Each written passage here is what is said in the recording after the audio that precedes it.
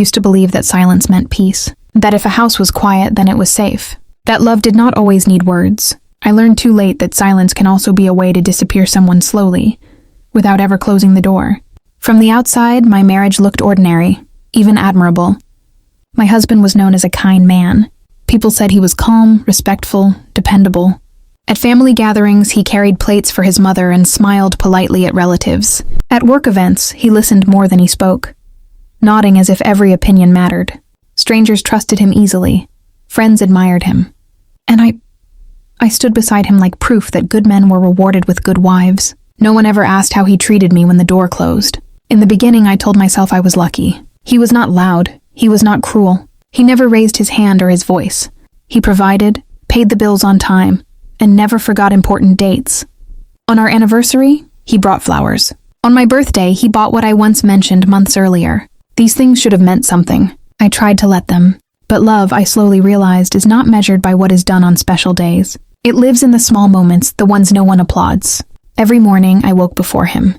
I made coffee the way he liked it, strong and slightly bitter. I placed the cup beside him gently, careful not to wake him too early. When he opened his eyes, he thanked me, always politely, as if I were a stranger doing him a favor.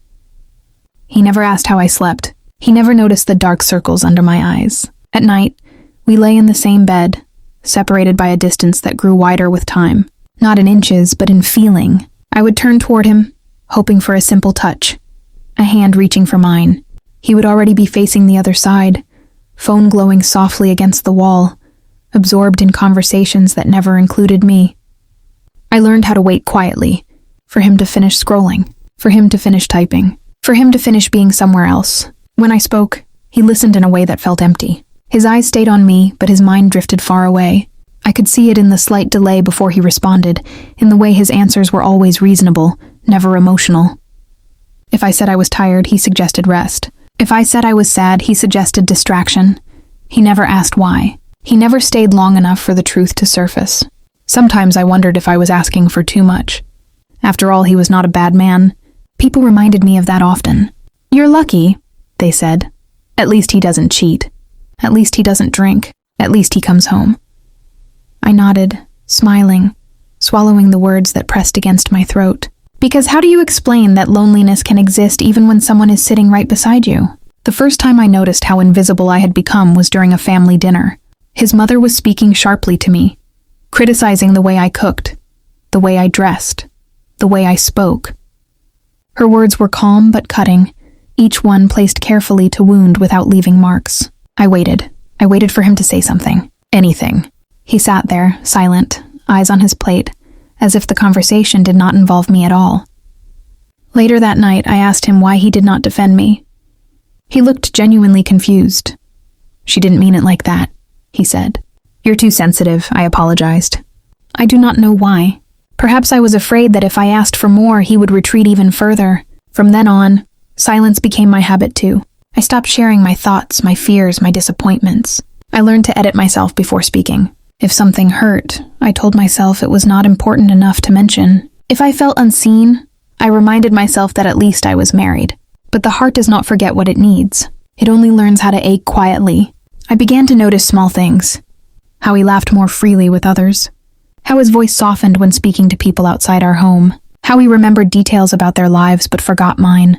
I told myself these observations were meaningless, products of insecurity. Still, they stayed with me, following me through the rooms of our house like unanswered questions. One evening, I stood in the kitchen, washing dishes alone. He was in the living room, laughing softly at something on his phone. The sound reached me, light and unfamiliar. I realized then that I could not remember the last time he laughed like that with me. I turned off the tap and listened. The silence that followed felt heavier than any argument we never had.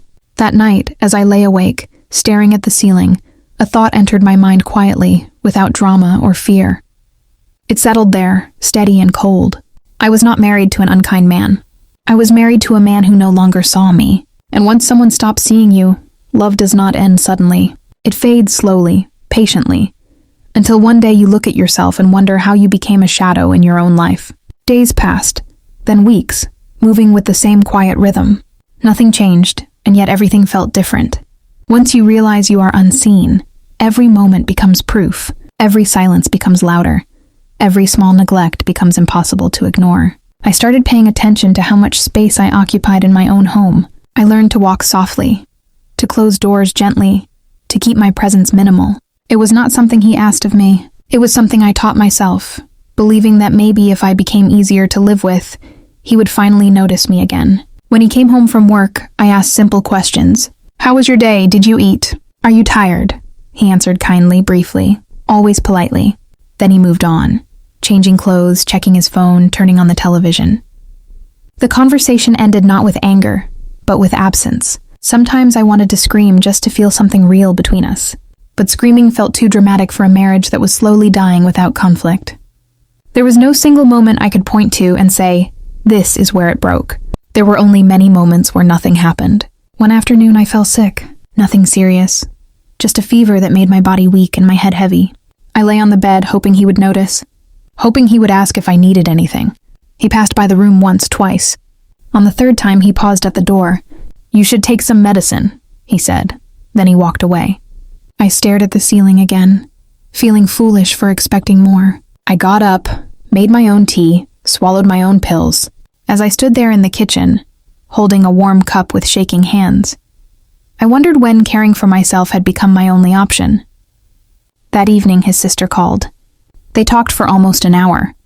I listened from the bedroom, hearing him laugh, comfort, reassure. His voice sounded alive. I waited for him to end the call and come to me. He did not. When I finally walked into the living room, he looked up, surprised. Oh, he said, as if I had just arrived from somewhere far away. I wanted to tell him I was sick. I wanted to tell him I felt lonely. Instead, I asked if he wanted dinner. At night, I cried quietly, not because I was heartbroken, but because I was tired. Tired of hoping. Tired of explaining myself in my head. Tired of feeling guilty for wanting basic affection. I began to understand something painful. He was not cruel, he was comfortable. Comfortable enough to stop trying. Comfortable enough to assume I would always be there. Waiting, understanding, forgiving. And I was, at least I thought I was. One weekend we attended a small gathering with friends. Someone joked about how lucky I was to have such a calm, supportive husband. Everyone laughed. He smiled modestly, squeezing my shoulder gently, just enough to play the part. In that moment I felt something crack inside me, not because of what they said, but because of how true it sounded to them. On the way home the car was quiet. Streetlights passed by, one after another, lighting his face briefly before letting it disappear again. I watched him, wondering if he had any idea how alone I felt sitting inches away from him. I opened my mouth to speak, then I closed it. I had learned by then that words spoken to someone who does not listen only return to you heavier than before. That night, I dreamed of myself standing in a crowded room calling his name. He was there, looking directly at me, but he did not hear a sound. People walked between us, conversations overlapped, laughter filled the air. I kept calling, my voice growing weaker, until eventually I stopped. No one noticed. When I woke up, the dream stayed with me. I started writing, not letters to him, but notes to myself. Small truths I had been avoiding. I wrote about how I felt unseen, how I felt lonely even when married, how I was slowly shrinking to fit into a life that did not make space for me. Writing became my only honest conversation. One night, he noticed the notebook on the table. "What's that?" he asked. "Nothing important," I replied quickly. He nodded and did not ask again. That was when I realized something else. If I disappeared emotionally, it would not disturb his life at all. The house would remain quiet. The routine would continue. Only I would be gone. And for the first time, the thought did not scare me. It felt strangely calm. I began to imagine what it would be like to live in a space where my feelings mattered, where my voice did not feel like an inconvenience, where silence was a choice, not a punishment. I did not want revenge. I did not want drama. I did not even want an apology. I just wanted to exist. And slowly, quietly, I started to wonder if staying was the reason I felt so lost. The thought followed me everywhere after that. It sat beside me while I folded laundry. It waited with me at red lights. It lay awake with me at night, staring at the same ceiling I had memorized over the years. The question was simple but heavy. What would happen if I stopped staying? I did not ask him this question. I already knew the answer would not come. Instead, I watched.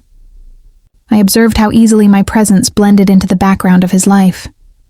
How my absence from a room went unnoticed. How my silence made no difference. Because silence was already our language. One morning, I did not make coffee. I waited to see if he would notice. He walked into the kitchen, opened the cabinet, and made it himself. He did not look toward the bedroom. He did not ask if I was tired or unwell. He simply adjusted and moved on. I sat on the edge of the bed, holding my breath, feeling something inside me loosen. It was a small moment, but it told me everything I needed to know. Later that day, his mother called. I could hear her voice through the phone, sharp and familiar. She asked about him. She asked about his work. She did not ask about me. When he ended the call, he mentioned she would visit next week. "She wants you to cook that dish she likes," he said. I nodded automatically. Then I stopped myself. "I don't think I will," I said quietly. He looked at me, truly looked at me, for the first time in a long while. Confusion crossed his face, followed by mild irritation. "Why?" he asked. I searched for an answer that would not turn into an argument. I found none. "I'm tired," I said. He sighed, not angrily but impatiently, as if I had complicated something simple. He did not ask what kind of tired I meant. He did not ask if something was wrong. He only said we would talk about it later. We never did. That night I packed a small bag, not with certainty but with curiosity. I folded clothes slowly, carefully, as if the act itself might wake him. He slept through it all. When I zipped the bag, the sound felt louder than it was. Still, he did not stir. I sat at the edge of the bed and looked at him. His face was calm, untroubled. I wondered if he would notice if I were not there in the morning. I wondered how long it would take. I did not leave that night. Instead, I placed the bag in the closet and lay down beside him, facing the ceiling once more. I realized then that leaving was not the hardest part. The hardest part was accepting that staying had already cost me so much. In the days that followed, I changed in small ways. I stopped explaining myself. I stopped adjusting my feelings to fit his comfort. When something hurt, I acknowledged it, even if only to myself. I took longer walks. I spent afternoons in quiet places where no one expected anything from me. He noticed the change, but not its meaning. "You seem distant," he said one evening. I almost laughed. The words felt ironic, coming from someone who had lived at a distance from me for years. "I've always been here," I replied. He nodded, as if that made sense, and the conversation ended there. One afternoon, I met an old friend for coffee. She looked at me for a long moment before speaking. "You look different," she said. "Not bad. Just tired in a new way." I smiled sadly. It was the most seen I had felt in a long time.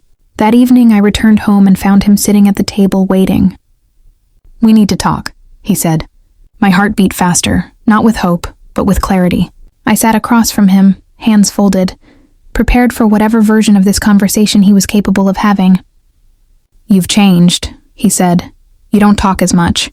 You don't try like before." I listened. I let him finish. When he stopped, I spoke slowly, carefully, choosing honesty over peace for the first time. "I tried for a long time," I said. "I tried quietly. I tried patiently. I tried in ways you never noticed." He frowned. "Why didn't you say something?" I looked at him, really looked at him, and realized the answer would not hurt him. "It would only be true. I did," I said. "You just didn't hear me." Silence filled the space between us again, but this time it felt different. It was not heavy. It was clear. He did not argue. He did not apologize. He simply sat there, absorbing words that arrived too late.